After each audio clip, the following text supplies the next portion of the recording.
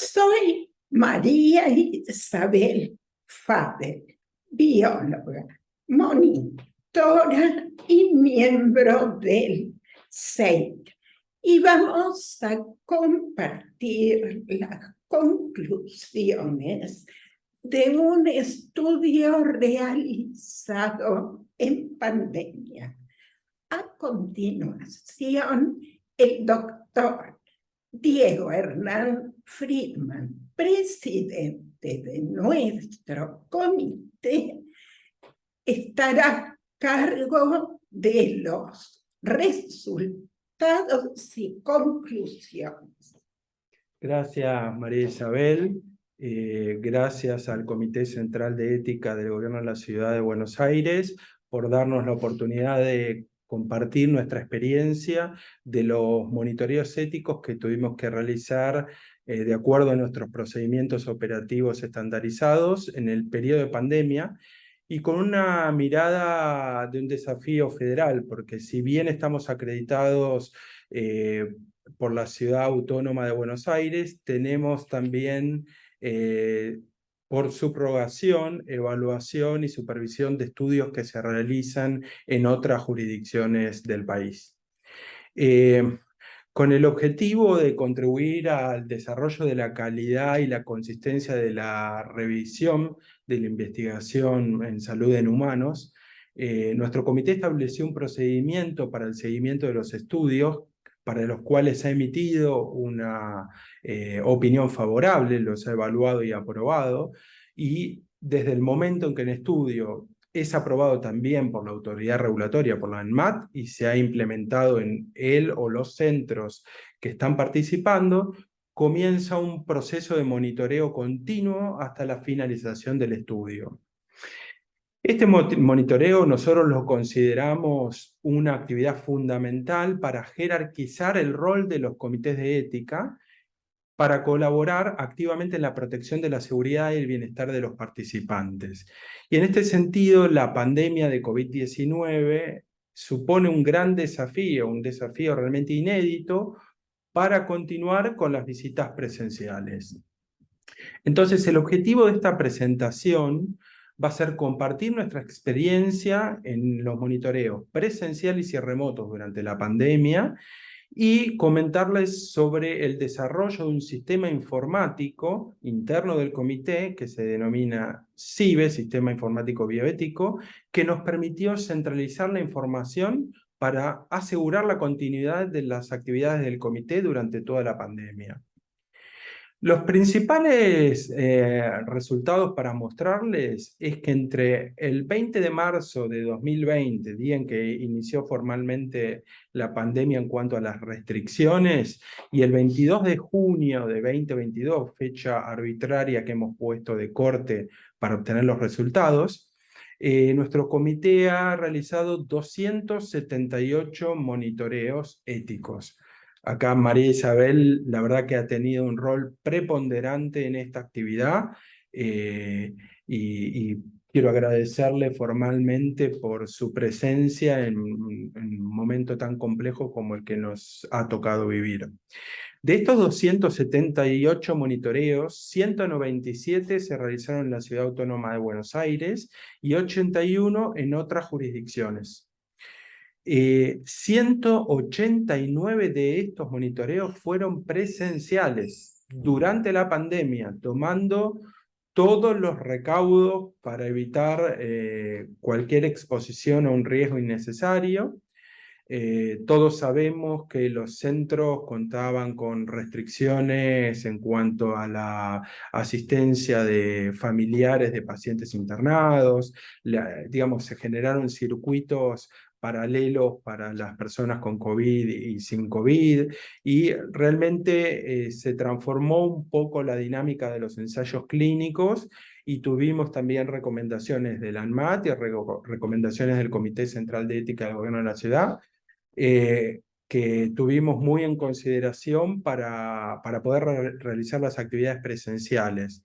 Y también se realizaron 89 monitoreos remotos, porque en las jurisdicciones del interior del país había limitantes oficiales para la movilidad por parte nuestra, no podíamos acercarnos a los centros para visitarlos en forma presencial, con lo cual hubo que estructurar una modalidad de trabajo a distancia con la tecnología correspondiente para recibir y enviar la documentación y poder evaluar la calidad de los consentimientos informados, el charlar con los equipos de investigación, etcétera. Así que ha sido un trabajo muy profundo y permitió esta nueva modalidad mantener los procesos y los procedimientos operativos y las responsabilidades que tiene un comité de ética en la supervisión continua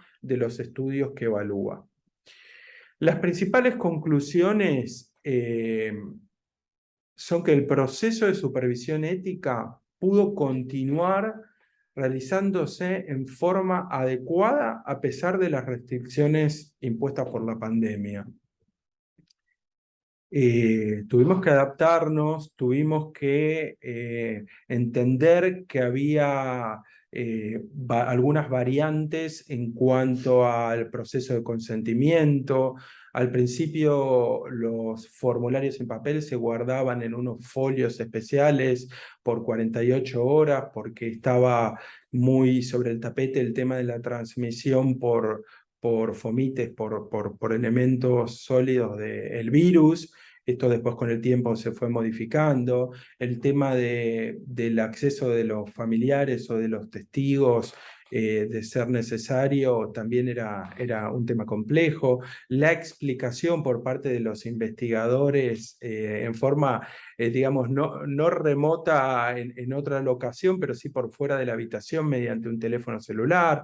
En síntesis, hubo que adaptarse y poner mucho sentido común sin en ningún caso disminuir o reducir los cuidados para proteger el bienestar y la seguridad de los participantes en los estudios. Hemos detectado que no han existido diferencias en la implementación del plan de mitigación de riesgos en pandemia en los centros del país analizados. O sea, tanto en la Ciudad de Buenos Aires como en otras jurisdicciones se tomaron los recaudos correspondientes para reducir la exposición a la transmisión del SARS-CoV-2 en el contexto de los ensayos clínicos. Han ocurrido un mayor número de desvíos en los centros del interior del país con respecto a los centros de Cava, y esto se debe a temas logísticos vinculados con el envío y la pérdida de la estabilidad de las muestras. Hubo, si ustedes recuerdan, muchos problemas con los vuelos a nivel interno del país nacional e internacional. Entonces hubo un momento en que las muestras perdían la estabilidad y entonces después los centros recibían informes que no eran concluyentes en cuanto al valor de esas muestras, y entonces hubo que requerir la participación de laboratorios locales validados, y ahí también tuvieron un rol muy importante la CRO y los patrocinadores para trabajar ágilmente en poder resolver esta temática y garantizar también la seguridad y la integridad científica de los estudios. También hubo problemas logísticos para el acceso a kits de laboratorios al inicio de la pandemia, sobre todo en los estudios de vacunas para COVID. Así que la verdad que hemos estado involucrados en todos esos pormenores y siempre presentes para dar una opinión que esté totalmente alineada con las regulaciones, pero también con el sentido común que implicaba esta pandemia, esta novedad en nuestro medio, en el mundo. Otra de las conclusiones es que se pudo continuar con la evaluación del proceso de consentimiento informado y su registro, tanto en forma presencial como en la forma remota. Se identificó una merma en el enrolamiento en los estudios para indicaciones no COVID, y esto se debe a las restricciones, obviamente, de acceso a los centros de investigación, el temor de la población general para acercarse a los centros, las patologías respiratorias no COVID, la verdad que también se vieron afectados los ensayos diseñados para dar respuesta a esas enfermedades. Claramente no contaron con el número de pacientes o sujetos en investigación que se suponía originalmente. Y bueno, sobre eso hubo que trabajar y adaptarse. En un momento se tuvo el enrolamiento en algunos estudios, después se retomó y lo que sí hubo es una sobrecarga en cuanto a los estudios vinculados estrictamente con la pandemia.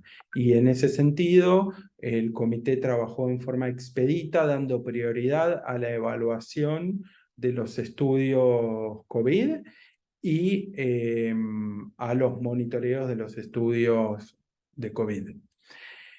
Y también nos gustaría contarles un poco el desarrollo del sistema informático CIBE por parte del comité, que nos permitió continuar con todas las actividades, absolutamente todas en forma remota.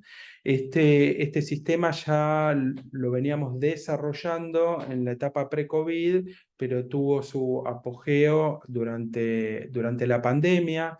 Es un sistema muy robusto que garantiza la seguridad de los datos en forma, digamos, totalmente acorde a la normativa vigente.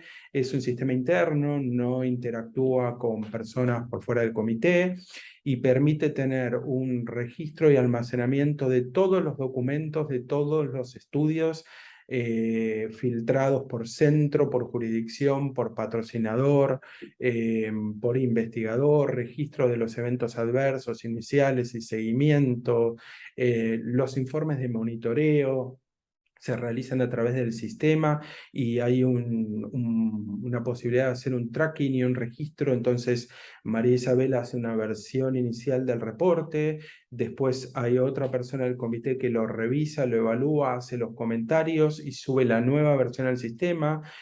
Se incorporan esos cambios y la versión final es aprobada y frisada en el sistema y todo ese registro de cambios queda documentado y finalmente el reporte de monitoreo firmado llega al centro y a la CRO patrocinador con las conductas recomendadas y después se documentan las respuestas. Así que es un sistema que diría providencialmente comenzamos a implementar antes de la pandemia y que ahora forma parte de nuestros Sí, procedimientos de operativos. excelencia. Muy bien. Y con mucho gusto estamos dispuestos a compartir nuestra mirada sobre esto con otros comités que quieran implementar alguna estrategia similar.